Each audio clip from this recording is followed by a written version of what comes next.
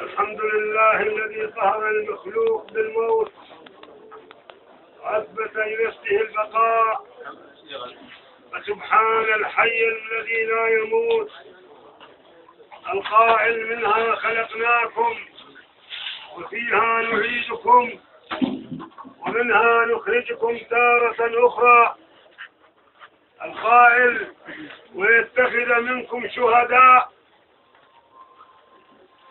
هذا أخوكم قيس سبقنا إلى الله بأيام، فاز بالشهادة طالما طلبها وقد نالها، فهنيئا لك الشهادة يا ولدنا قيس، هنيئا لك الشهادة أيها الشاب الشهم، أيها الشاب التقي، يا ابن المسجد، يا ابن القرآن، هنيئا لك أيها المؤدب، أيها المحترم. عزاؤنا فيك أنك مت غير مباليا ولا هائبا ولا خائفا، مت بنار الأمريكان برصاص الأعداء.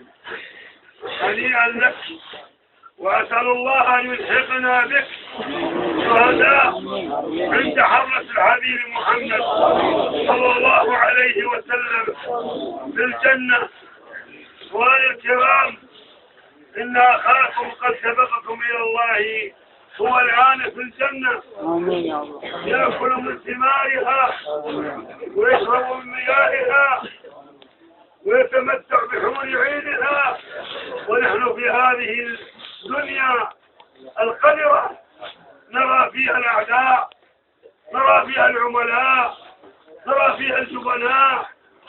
نحن هنا في أرض الابتلاء، وهناك في أرض السعداء، في دار السعداء في الجنة.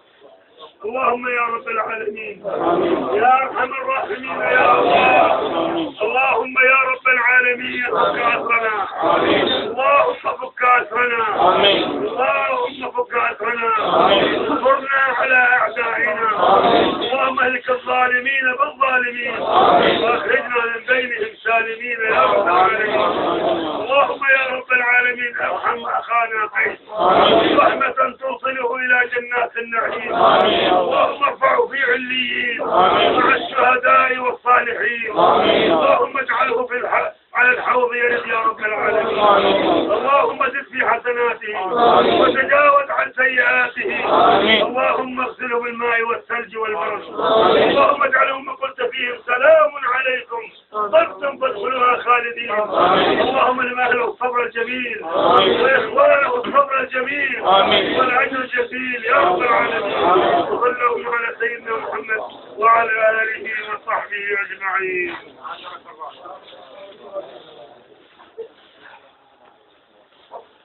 استغفروا لأخيكم فإنه الآن يسأل.